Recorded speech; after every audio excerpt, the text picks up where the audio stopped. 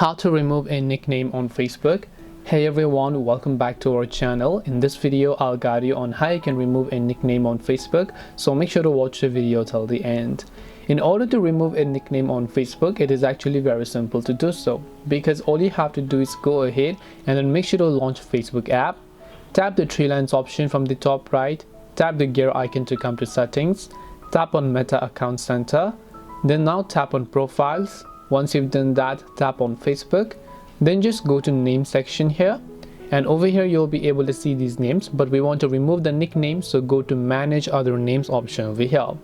Once you go to manage other names, right over here you'll be able to see name and what's your nickname, so you can just go ahead and enter your nickname, tap the next option, and your nickname will get successfully saved.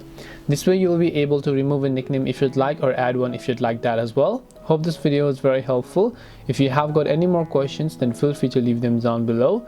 Thank you very much for watching till the end of the tutorial, and see you soon in our next video.